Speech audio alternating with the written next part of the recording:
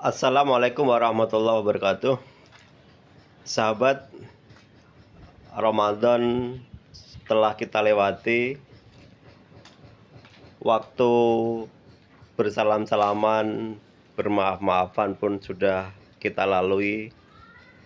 Kini saatnya kita kembali kepada rutinitas kita, aktivitas kita. Tentu kita semua memiliki beragam aktivitas dan rutinitas yang berbeda-beda.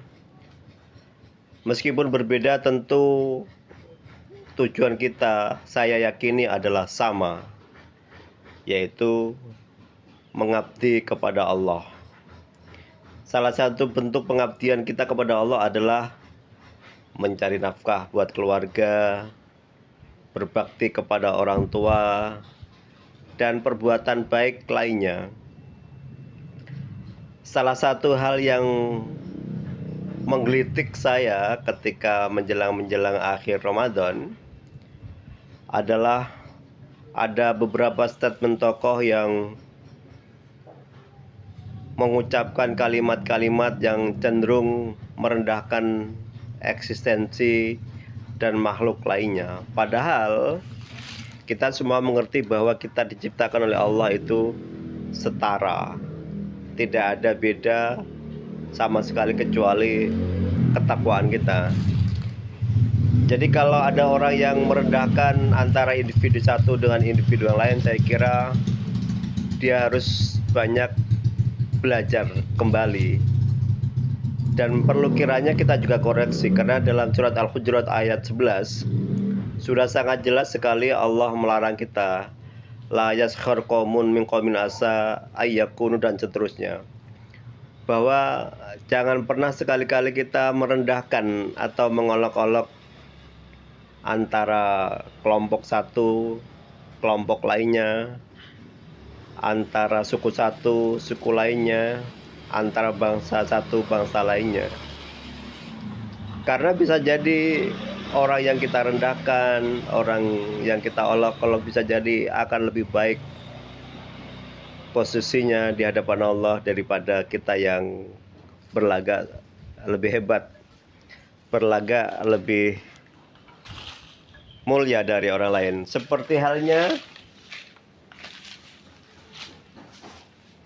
sepeda ini, mungkin bagi sebagian kita yang tidak punya hobi atau sekedar memaknai sepeda hanyalah sekedar alat transportasi, bisa jadi sepeda ini adalah sesuatu yang tidak ada gunanya, lebih buruk dari sepeda yang bisa kita kendarai. Tapi bagi sebagian orang yang memiliki jiwa seni keantikan tinggi, mungkin ini bisa jadi sangat lebih berharga ketimbang sepeda BMX yang mungkin kita beli baru. Itu adalah cara cerminan bahwa sekali lagi tidak ada orang yang lebih mulia, tidak ada orang yang lebih hebat derajatnya ketimbang orang lain, kecuali amalia kebaikan kita, ketakwaan kita, dan kepasrahan kita kepada Allah. Anda boleh berpeci seperti saya, boleh berudeng-udeng dengan imamah yang besar, tebal, sorban yang panjang sampai ke tanah, tapi sekali lagi itu bukanlah ukuran untuk kita menjadi pribadi yang terhormat, apalagi perlu dihormati.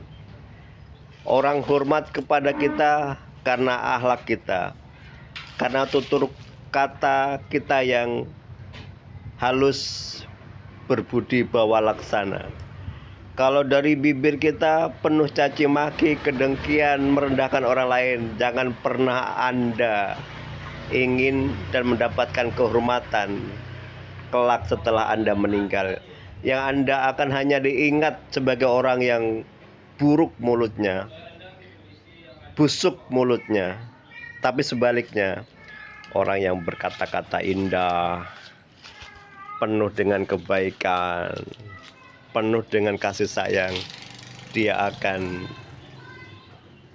diingat sepanjang masa oleh generasi sesudah kita bahwa kita adalah sebagai orang yang memang akhlaknya baik, pribadinya baik, dan mengayomi. Demikian sedikit. Wassalamualaikum warahmatullahi wabarakatuh.